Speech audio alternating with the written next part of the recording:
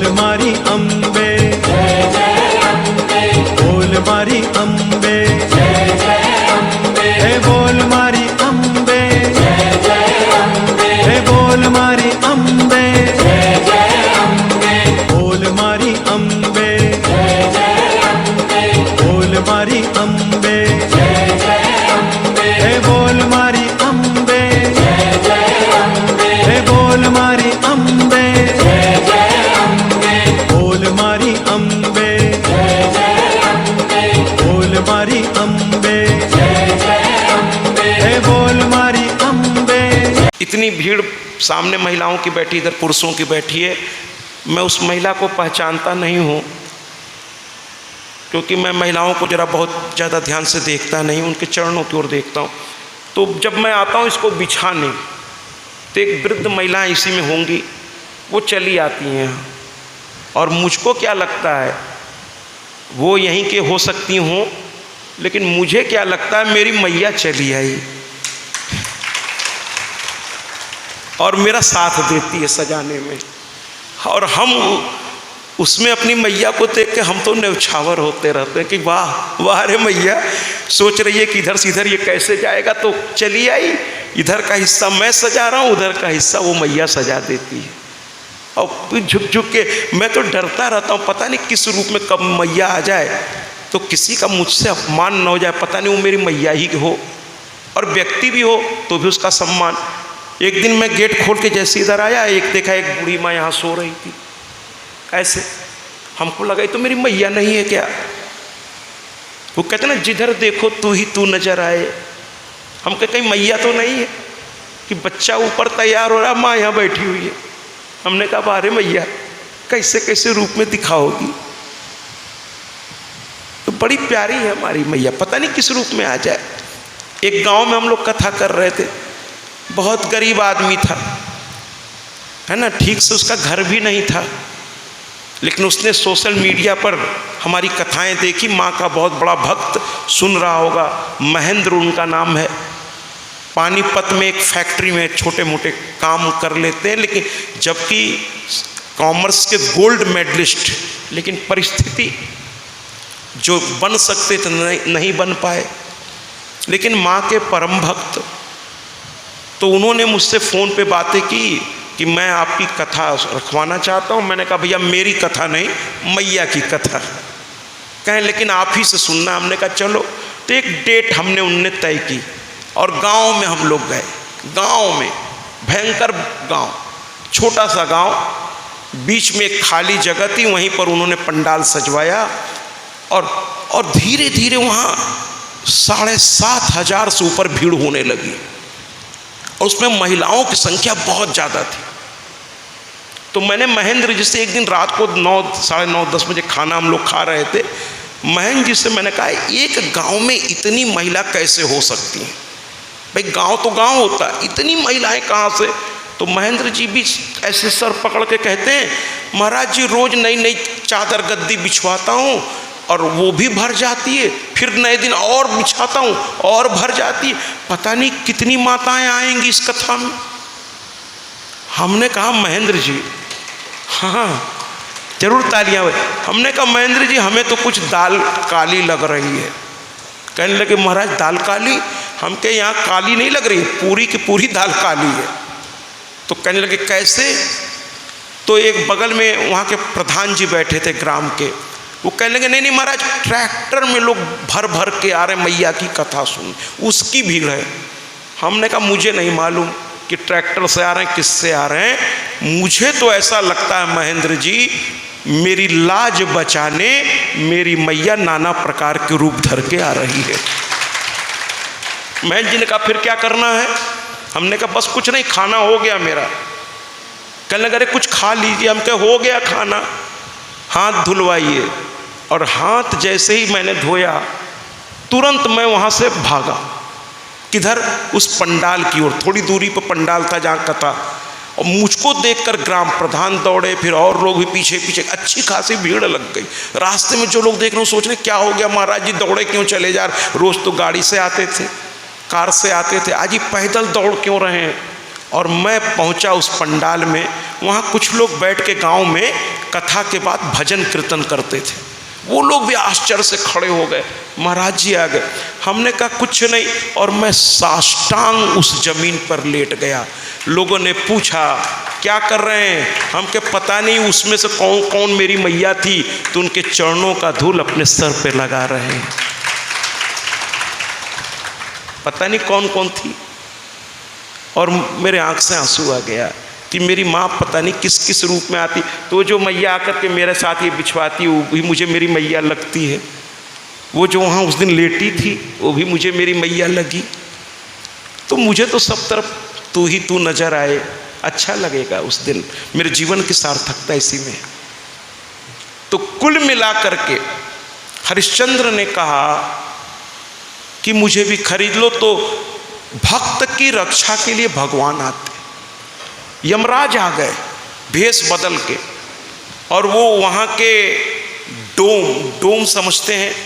मैं किसी जाति का विरोधी नहीं हूँ, मैं सबका सम्मान करता हूँ। मैं जातिवादी हूँ ही नहीं, मैं तो व्यक्तिवादी हूँ। व्यक्ति मुझे अच्छा लगा तो वही मेरे लिए सबसे अच्छी बात है। मैं किसी से कभी किसी की जात नहीं पूछता। जातवाद सब नीचे बना है। वहाँ से तो अगर जात नाम की चीज़ में पावर होती तो ब्लड सैंपल में साथ में लिखा रहता, ये ठाकुर का खून, ये व्यापारी का खून, ऐसा कहीं लिखा होता है क्या? बस ब्लड सैंपल पे क्या था, B+, A+, जो साइंटिस्टों ने उसका नाम दे दिया उसकी क्वालिटी पर। लेकिन बावन ठाकुर और ये वो ब्लड पे नहीं लिखा होता। सबके अंदर एक भगवान ने देखिए जन्म स्थान और मृत्यु स्थान एक जैसा रखा है। जन्म के समय भी क्या राजा क्या गरीब, भगवान के यहाँ कोई भेदभाव नहीं। और मरते समय वही लकड़ी वही आग। ऐसा नहीं है कि बड़े आदमी के लिए AC लगाया जाता हो मरने के बाद, ऐसा कुछ नहीं है। भगवान के यहाँ कोई बंटवारा नहीं है। ये तो हमारे आपके कर्म हैं जो हमारे भाग्य को लिखते हैं। तो कोई अमीर, कोई गरीब से अमीर, कोई अमीर से गरीब, ये सब संसार में हमारे आपके सोच, हमारे कर्मों का नतीजा होता है। अच्छे कर्म करिए, अच्छा परिवार अगले जन्म में आपको मिलेगा। अच्छे माता पिता तो ऐसे ही अच्छे होते, लेकिन हर तरह से जैसे आपके कर्म होंगे इस जन्म में, आगे का जन्म वैसा ही निर्धारित होगा, वैसा ही होगा। सब कुछ आपके हाथ में। कोई ब्रह्मा, कोई विष्णु, कोई महेश, इतना खाली कोई नहीं है कि इतने लोगों को रोज बैठ के लिख रहा। अच्छा ये, अरे दया भाई से पूछे, इतना छोटे से हिसाब में परेशान हो जाते हैं। पूरे ब्रह्मांड का हिसाब दया भाई को दे दीजिए, वो तो बाल नोचते हुए बाहर आ जाएंगे कि किसका किसका कब लिखूं, कितना लिखूं। तो कोई लिखता उखता नहीं है। वो प्रोसीजर एक बना दिया गया, आप करते जाइए, एकदम ऑनलाइन सब कुछ है। अच्छा करेंगे खट्टस वहाँ चढ़ जाएगा, बुरा करेंगे वो भी चढ़ जाएगा। दोनों का क्या प्रतिफल है वो भी लिखा है, वो वहाँ चढ़ गया और वही आपको मिलेगा। कुल मिलाकर के राजा के धर्म की रक्षा के लिए धर्मराज को आना पड़ा, और उन्होंने राजा को अपने साथ ले लिया। कहा चलो तुम मेरे यहाँ पहरेदारी करो, मैं तुम्हें खरीदता हूँ, और बाकी का 1.25 मन सोना भी दे दिया। और राजा जो है अपने वचन पर खरे उतरे।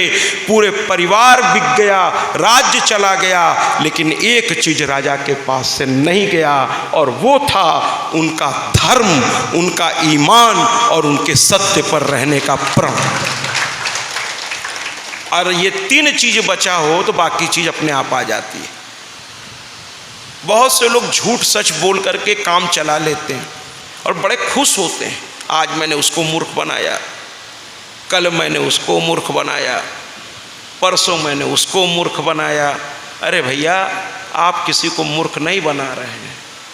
हकीकत ये है कि आप किसी को मूर्ख नहीं बना रहे हैं। आप पर वो श्रद्धा करता है, आप पर वो विश्वास करता है, उसने तो आपकी बात को स्वीकार कर ली। हकीकत में मूर्ख आप बन गए, क्योंकि उसके विश्वास को आपने छला और भगवान आपसे रूठ गए, समझ लीजिए। मूर्ख आप बन गए। आपको लग रहा है कि मैंने अपना उल्लू सीधा कर लिया, हकीकत में कोई उल्लू सीधा उधा नहीं हुआ। आपने गलत, कोई भी चीज़ गलत तरीके से प्राप्त नहीं करनी चाहिए, सही तरीके से, सही तरीके से। कुल मिलाकर के धर्मराज उसको लेकर गए और श्मशान घाट में, जरा सोचिए, जो कल तक राजा था आज लोगों के मुर्दे जलवा रहा था, मुर्दे। इधर क्या हुआ, बहुत ध्यान से सुनिएगा, बहुत दुख भरी कथा है, अब थोड़ा आप भी हिल जाएंगे। इधर क्या हुआ कि एक दिन उनका लड़का, किसका, राजा हरिश्चंद्र का, जो अपनी माँ के साथ रहता था, वो जंगल में कुश लेने गया। कुश जो पूजा पाठ में इस्तेमाल होता है, कुश लेने गया और अचानक एक सांप निकल करके उसे काट लिया। सांप निकल करके उसे काट लिया। मेरी बात को बहुत ध्यान से सुनिएगा। जीवन में जब दुख आता है तो कहते हैं ना, सुख और दुख एक, सुख भी आएगा तो पर्याप्त मात्रा में आएगा, लेकिन सुख में चूंकि हम आनंद लेते हैं, सुख में चूंकि हम आनंद लेते हैं इसलिए ध्यान नहीं जाता, लेकिन दुख जब पड़ता है तो हमको एक एक चीज़ बड़ा याद आती है। अरे ऐसा हुआ, ऐसा हुआ, ऐसा हुआ। कहने का तात्पर्य क्या है कि यहाँ सांप ने लड़के को काट लिया, लड़का मर गया। लोगों ने जाकर माँ से कहा, अरे तुम्हारा लड़का मर गया, सांप ने काट लिया। एक ही लड़का था, माने राज्य चला गया, पति भी छूट गया, ले दे के एक बच्चा था, आज वो भी मर गया। माँ रोने लगी माँ। उस ब्राह्मण से कही, मेरा लड़का मर गया। मतलब लोग ऐसी घटनाएं सुनकर पागल जैसी स्थिति हो जाए कि मेरा लड़का मर गया। ब्राह्मण ने कहा, चुप रहो, लड़का मर गया। तुम नौकरों को तो बहाना करना आता है, काम करने से जी चुराने के लिए तरह तरह के बहाने करते हो तुम लोग। कोई लड़का वड़का नहीं मरा है, पहले घर का काम निपटाओ। दिन भर उसने घर का काम किया। रात को जब सारा काम कर ली, फिर जाकर ब्राह्मण से बोलती है, मेरा लड़का मर गया। रोती जा रही है। अब ब्राह्मण को भी दया आ गई, कहने लगा, घर का सारा काम कर लिया? कुछ मालिक थोड़ा इस टाइप के भी होते हैं। कहाँ कर लिया? कहे, अब जाओ अपने लड़के के पास, रात तुम्हारी है लेकिन सुबह होते फिर काम पे चली आना, नहीं ठीक नहीं होगा, मैंने तुमको पैसा दे के खरीदा है। रानी रोती हुई चली गई। जंगल में पहुंची, लड़का वैसे पड़ा हुआ था। दिन भर से पड़े पड़े मुर्दा, अब लाश सड़ने की ओर आगे बढ़ रही थी। वो लड़के की लाश को देख करके रोते हुए लाश पर गिर गई। अरे किसी का बच्चा मर गया हो, आप उससे क्या उम्मीद करते हैं? रोने लगी वो। कोई संतावना देने वाला, गरीबी में कोई साथ नहीं देता महाराज। जो बहुत पैसे से अमीर होते हैं उनके आसपास लोग बहुत होते हैं, लेकिन जैसे जैसे गरीबी आती है लोग आपका साथ छोड़ देते हैं, यहाँ तक कि आपका साया भी आपका साथ छोड़ देता। गरीबी बड़ी बुरी चीज़ है। मैं खुल के ये मंच से बात कर रहा हूँ। मैं बहुत फिलॉसफी भाषा में नहीं बोलूँगा, प्रैक्टिकल भाषा में बोलूँगा। अमीरी में हर चीज़ जो आप चाहते, जैसे चाहते प्राप्त कर देते, लेकिन गरीबी तरसाती है एक एक चीज़ के लिए, एक एक रोटी के लिए तरसाती है गरीबी। गरीबी बड़ी खतरनाक और बड़ी ही तंग दिल शब्द है। रानी रो रही है, कोई लाश उठाने वाला भी साथ में नहीं है। कम से कम मौत पे अगल बगल अड़ोस पड़ोस के लोगों को जरूर जाना चाहिए। अच्छा हो बुरा हो बात की बात है, लेकिन मृत्यु ऐसा शब्द है जहाँ हर आदमी को जा कर के उस परिवार को संतावना देना चाहिए और जो हो सके मदद करनी चाहिए। जो हो सके उसे मदद करनी चाहिए। यहाँ पर कोई संतावना, जरा कल्पना कीजिए, रात का अंधेरा, जंगल, एक माँ मेरे लाल, एक माँ अपने बच्चे से लिपट के रो रही है, फूट फूट के रो रही है, कहती उठो, तुम बहुत वैसे हो गए हो। माँ, भाई बड़े रानी का वो लड़का था, उसको संस्कार मालूम थे, माता पिता को देखते ही हाथ जोड़कर घुटनों के बल बैठ कर के प्रणाम करना उसने सीखा था। तो कहती है कि रोज़ तो मुझे देखकर तुम खड़े हो जाते थे। बच्चों को सीखना चाहिए, माँ बाप अपने उसके कमरे में आए तो कैसे बच्चों को व्यवहार करना चाहिए। माँ बाप आए तो आप कुर्सी पे बैठे बैठे उनसे बात मत करिए, खड़े हो जाइए। आपके कमरे में अगर आए हैं, खड़े हो जाइए महाराज और प्रणाम कीजिए उनको और पूछिए मम्मी क्यों आई, पापा क्यों आए, हमको बुला लिया होता, है ना, उनका सम्मान कीजिए। तो कुल मिलाकर के कहने लगी, तुम तो मुझको देखते ही खड़े हो जाते थे, घुटनों के बल बैठ कर के मुझे प्रणाम करते थे, आज ये तुमने कहाँ से सीखा है? ये अयोध्या के राजा में ये चीज़ तो होती नहीं है, तुम कहाँ से सीख लिए ये सब? लेटे हो, मुझको देख रहे हो, फिर भी उठ नहीं रहे हो, जबकि वो मर चुका है। क्या तुम लेटे हुए हो? अरे मैं तुम्हारी माँ तुम्हारे सामने खड़ी हूँ और तुम लेटे हुए हो। अरे उठो, ये सभ्यता ठीक नहीं है। माँ खड़ी है और तुम सोए हुए हो, आंखें बंद किए हो, देख भी नहीं रहे हो, ये सब नहीं चलेगा मेरे साथ। अभी मैं 2 झापड़ लगाऊंगी, माँ का प्यार, अभी नहीं उठोगे ना 2 झापड़ खींच के मारूंगी तुमको। उठो मेरे सामने, उठ के प्रणाम करो मुझको। और शायद इस गायिका के इस दर्द भरे गीत से बहुतों के आंखों से शायद आंसू निकल जाए कि उस समय शायद वो माँ वही कह रही होगी जो इस गायिका ने गाया है। क्या? मेरे राजा, मेरे लाल, तुझको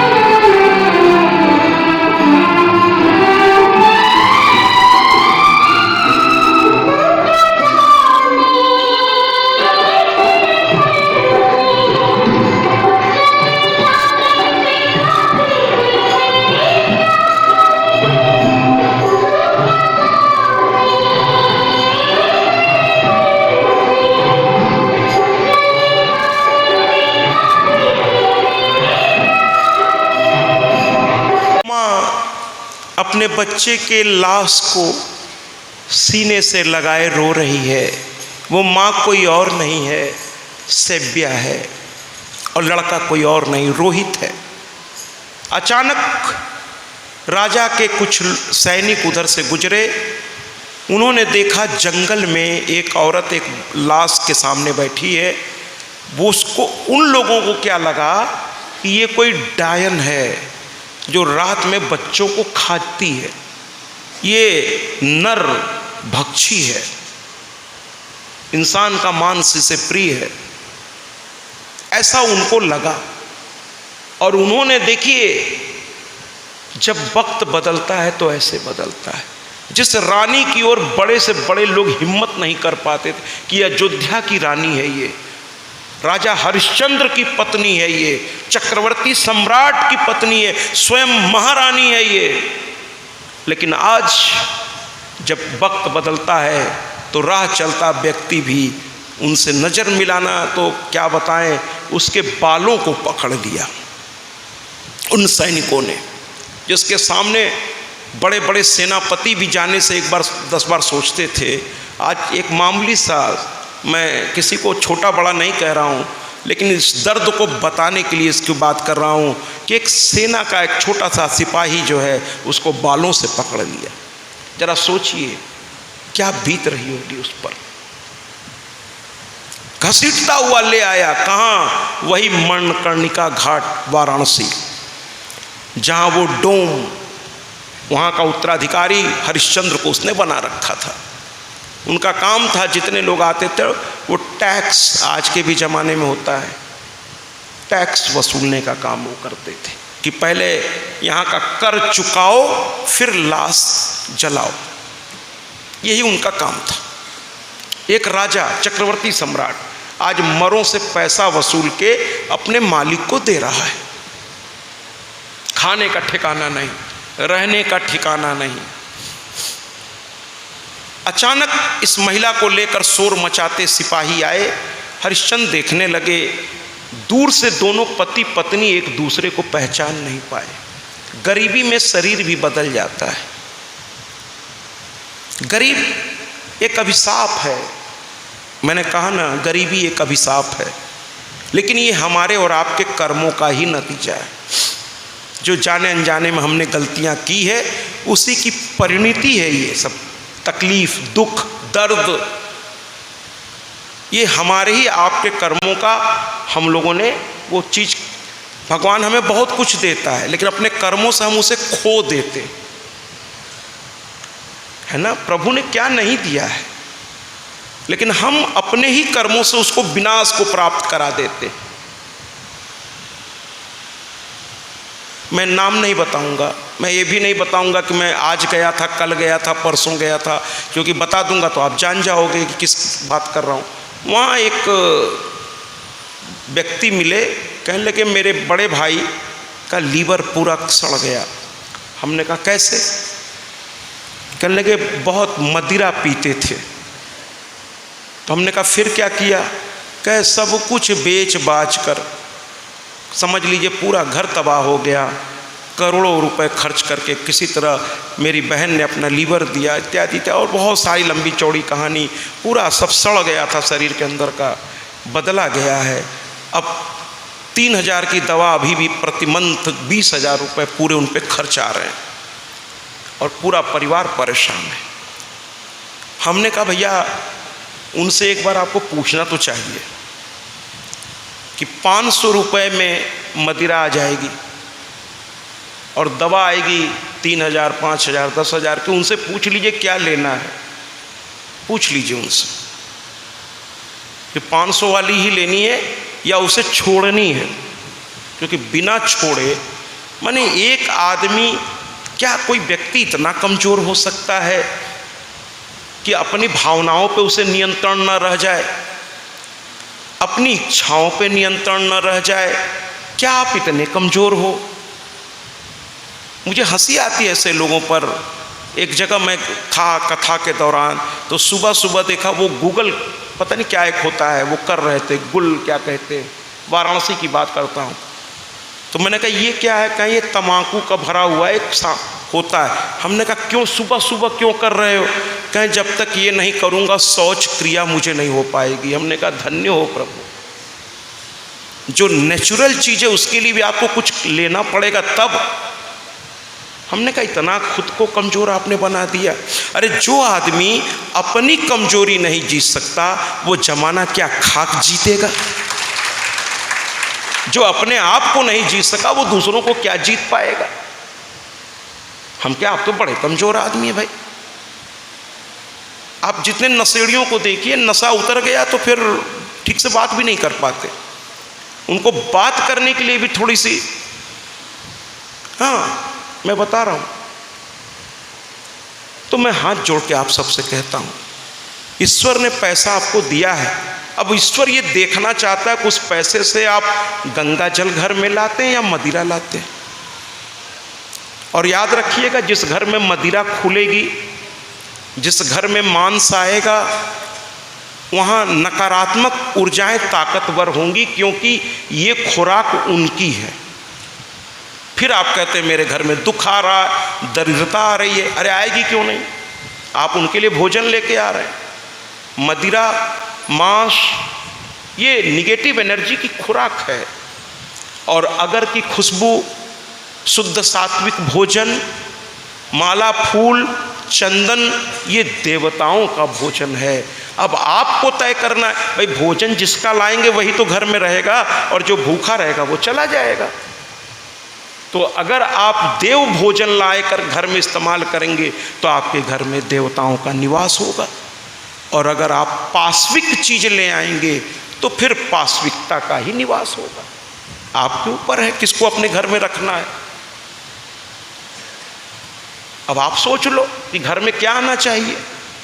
सुबह शाम अगरबत्ती या रात होते ही बॉटल, वो आप तय कर लो कि किसको अपने साथ बैठाना है, देवताओं को या दानव वृत्ति वालों को।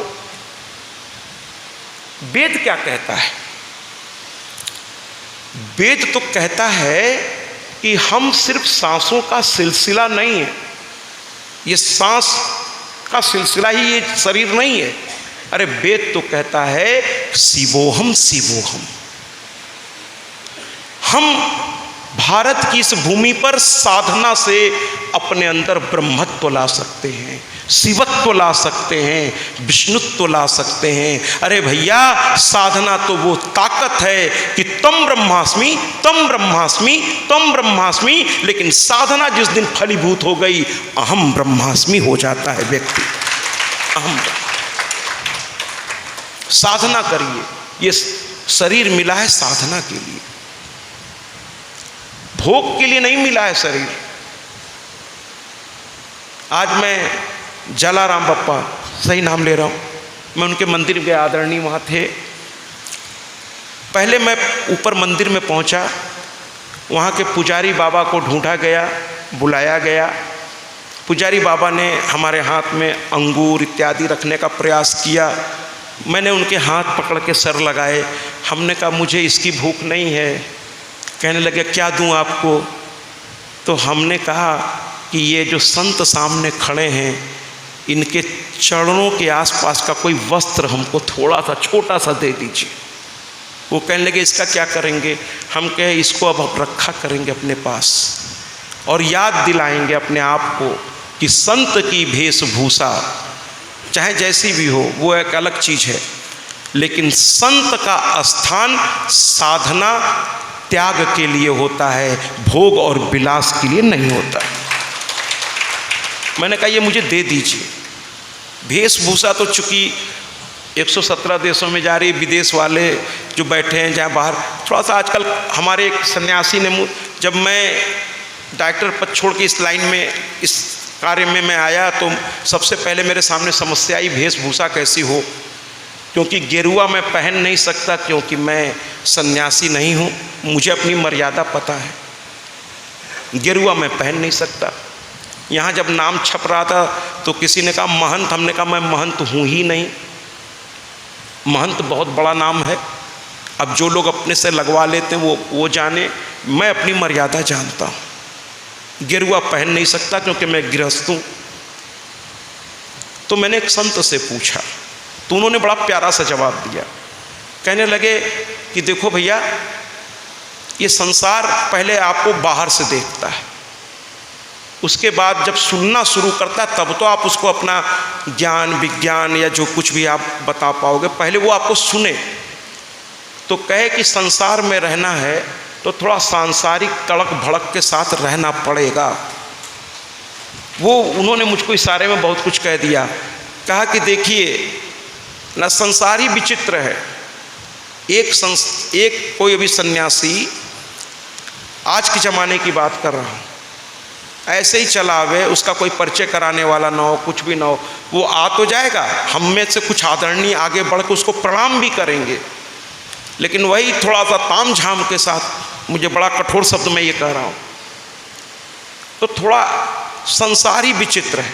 तो उन्होंने कहा संसार में जाकर अगर आपको कोई बात रखनी है तो पहले सांसारिक लोगों के हिसाब से आपको कुछ करना पड़ेगा थोड़ा, फिर धीरे धीरे आप अपना स्थान बनाइए। जब लोग आपको सुनने लगें, क्योंकि आपका जो उद्देश्य है वो बहुत अच्छा है। उन्होंने कहा कि आप इतने बड़े पद को त्यागपत्र देकर और आप निःशुल्क, आप तो क्या आपका उद्देश्य बहुत अच्छा है, लेकिन पहले अपना स्थान बनाइए और धीरे धीरे वस्त्रों का त्याग करते करते आप दंडी स्वामी, और उन्होंने कहा वो पहला व्यक्ति मैं होऊंगा जिस दिन आप पूरे तरीके से समाज आपको स्वीकार कर लेगा। इस धर्म गुरु, अभी तक डायरेक्टर के रूप में आप थे, धर्म गुरु के रूप में मैं पहला व्यक्ति होऊंगा जो गेरुआ वस्त्र लेकर आपके पास आऊँगा और आप इसके योग्य हैं ये मैं जानता हूँ, ऐसा उनका कहना था। लेकिन अभी नहीं, अभी संसार में रहिए और थोड़ा सा जो बड़ा उद्देश्य उसकी ओर देखिए, कपड़े उपड़े को, उस उद्देश्य को देखिए। और उस उद्देश्य के लिए ज़रूरी है कि थोड़ा कुछ ऐसा आप अपने को रखिए कि लोग आपके पास पहले बैठे, आपके आचरण से, आपकी बातों से, और धीरे धीरे। और उद्देश्य एकमात्र क्या है, जो मैं पहले दिन भी बता चुका हूँ कि ये पुरुष प्रधान समाज है। अधिकतर पुस्तक भी पुरुषों ने ही लिखा है। थोड़ा सा मैंने कहा ना, मैं शिक्षक रहा हूँ, मेरे कथा की शैली थोड़ी अलग है, तो आपको नहीं मालूम गांव में या बहुत पिछड़े इलाकों में स्त्री की क्या हालत हो गई है। पति मदिरा पी के रात में आकर के, है ना, किस तरीके से, आपके यहाँ कर्मचारी होंगे, उनके घर की हालात देखिए। इसीलिए हमारे उत्तर प्रदेश में मुख्यमंत्री आदरणीय श्री योगी आदित्यनाथ जी महिला सशक्तिकरण की बात को लेकर आगे बढ़े। मैं किसी पार्टी विशेष का समर्थक नहीं हूँ। मेरी भी इच्छा यही है कि मैं महिला जो माँ स्वरूपा है उसका एक आदर है समाज में। मैं इस कथा के माध्यम से घर घर में ये कहना चाहता हूँ कि जिसने अपने जीवन का सब कुछ आपको दे दिया, अरे आप तो अपने परिश्रम से समाज में खुद, आपका बहुत, कोई डीएम है, कोई बहुत बड़ा अधिकारी है, कोई बहुत बड़ा उद्योगपति है ना, आपकी प्रतिष्ठा बहुत है, लेकिन जब भी आप समाज में जाएं अपनी धर्म पत्नी को जरूर साथ में लेके जाएं। हर जगह नहीं ले जा सकते, लेकिन अधिकांश जगहों पर, और लोगों से कहें, जैसे कल प्रहलाद जी ने कहा कि मैं जो कुछ भी आज कर पा रहा हूँ या जो कुछ भी मुझे प्राप्त है उसमें ये बराबर की हिस्सेदार हैं, इनका भी सम्मान होना चाहिए।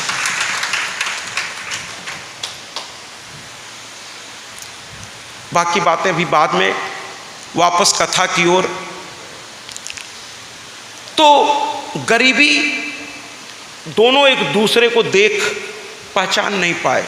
राजा का भी शरीर एकदम, कहाँ वो राजा के रूप में दिखते थे और कहाँ आज एक डोम के घर में एक फटा पुराना धोती पहने, पूरा ऊपर से नीचे तक लाशों की राख शरीर में लगी हुई है, शरीर से दुर्गंध आ रहा है, रात दिन लाशों के बीच जलती हुई लाशें, और लकड़ी से उसको ठेल ठेल के लाशों को जलाने का काम हरिश्चंद्र को मिला था। पहचान में नहीं आ रहे थे।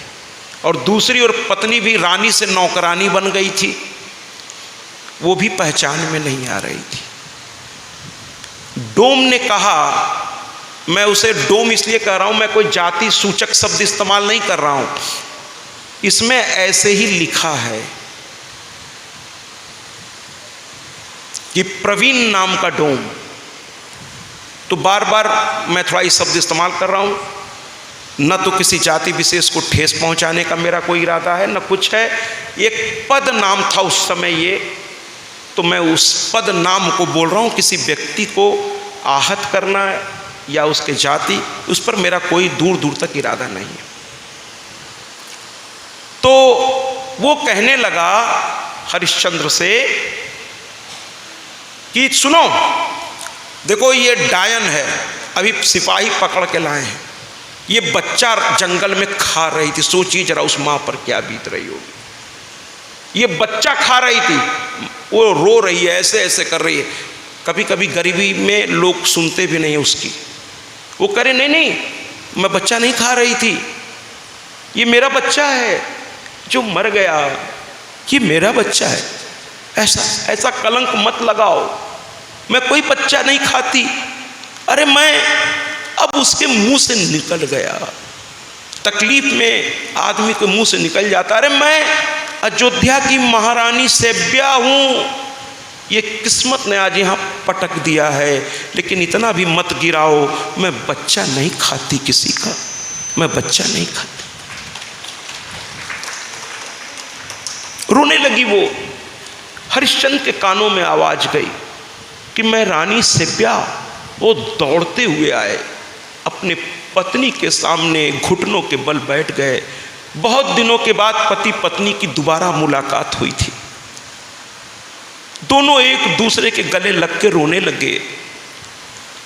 हरिश्चंद्र ने इशारे में पूछा, ये रोहित है? पत्नी ने सर हिला दिया।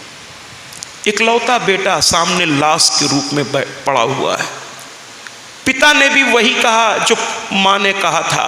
पिता ने कहा, अरे रोहित, जब जब तू मेरे सामने आता था तो घुटनों के बल बैठकर मुझे प्रणाम किया करता था। आज तू इतना उदंड हो गया है, मेरा राज्य क्या चला गया, अब तू भी मुझको प्रणाम नहीं करेगा, जबकि वो तो मर चुका है। लेकिन पिता है, दुख में लोग ऐसे ऐसे तरीके से अपने भाव को रखते हैं। कहने, अरे तू कब से इतना असभ्य हो गया? तू अयोध्या का, रघुकुल का है, तू जहाँ राजा राम हुए थे। ये कब से तूने सीख लिया? किससे सीख लिया? जब बच्चे कोई काम ऐसा करते हैं जो आपके परिवार को शोभा नहीं देता, तो आप कहते हैं, अरे मेरे पिताजी, मेरे पर पिताजी, मेरे दादाजी, परदादाजी इतने इज्जतदार, इतने प्रतिष्ठित समाज में लोग उनका सम्मान, और तू मेरा पुत्र होकर ऐसा काम करता है, नालायक, पूरे परिवार का नाम मिट्टी में मिला दोगे तुम। ऐसा माँ बाप बोलते हैं। तो कहने लगा हरिश्चंद्र कि तुम कब से इतने असभ्य हो गए कि माता पिता सामने खड़े और तुम लेटे हुए हो? अरे उठो और उठ करके मुझे प्रणाम करो, अपनी माँ को प्रणाम करो। पिता हमेशा अपने बच्चों को सिखाता है। पिता की बात को कभी बुरा मत मानिएगा। ये वो सूर्य है जिससे घर में उजाला है। अब सूर्य है तो सीधी सी बात है, इसमें थोड़ी तपिश तो होगी, लेकिन वो तपिश इस संसार के हित के लिए होती है। इसलिए पिता का प्यार, माँ तो अपना प्यार जब चाहे जैसे चाहे जता देती है, लेकिन पिता वो है, अगर दिन में डांट के चला गया बाहर तो रात को आके धीरे से अपनी पत्नी से पूछता है उसने खाना खाया कि नहीं, जा कर के देखता है कमरे में सो गया कि नहीं। और जो औलाद ऐसे पिता का अपमान कर दे, उससे नज़रें मिलाकर उसको जवाब दे दे, मेरे बच्चों, मैं आपसे हाथ जोड़ के कहता हूँ, जिस पिता को पूरा समाज सम्मान देता है, लेकिन आपको वो दुलार कर रहे हैं, आपको अपना पुत्र मानते हुए आपके सामने अपना वो बड़प्पन कुछ जाहिर भी नहीं कर रहे हैं, लेकिन हमारा आपका कर्तव्य बनता है कि जिस पिता को, अरे छड़िए समाज को छोड़िए ना, जिसने मुझे जन्म दिया, जिसने मुझे अंगुली पकड़ के चलना सिखाया, जो एक मेला में एक पिता कंधे पर अपने बच्चे को बैठाए हुए था, लोगों ने कहा, अरे इतना बड़ा हो गया, उतारो नीचे। तो कहने लगे, नहीं नहीं, बड़ी भीड़ है। तो कहने लगा, अरे भाई क्या कर रहे हो इतनी देर से कंधे पे? तो उस पिता का जवाब था, मैंने अपने बेटे को अपने कंधे पर इसलिए बैठा रखा है, इस तकलीफ़ को मैं इसलिए सह रहा हूँ कि मैं चाहता हूँ कि मेरी निगाह जहाँ तक जा रही है उससे भी ज़्यादा दूर तक मेरे बेटे की निगाह जाए और मुझसे भी वो बड़ा बन जाए,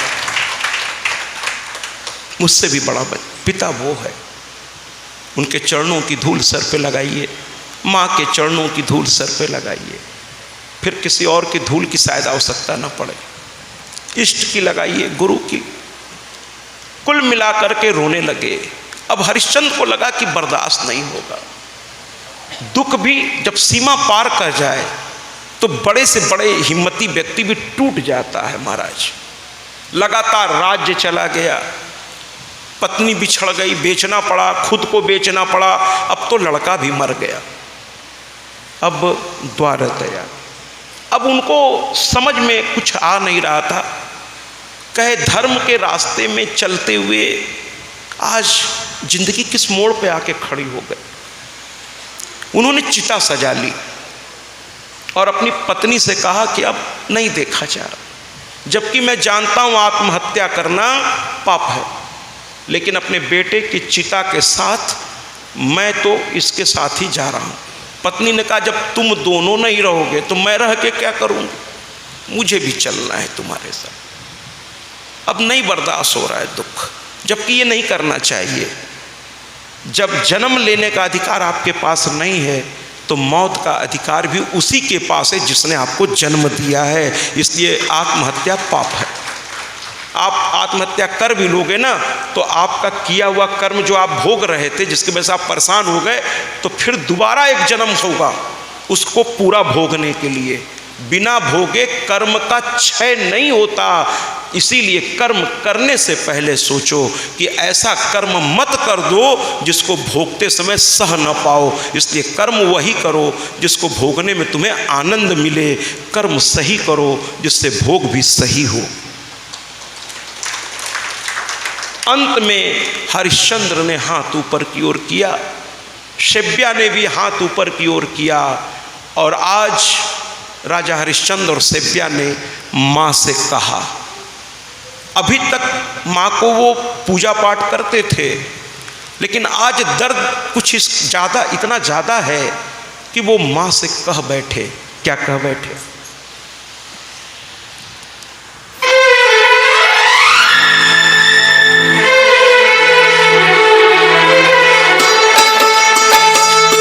अब द्वार दया का खोलो माँ, अब द्वार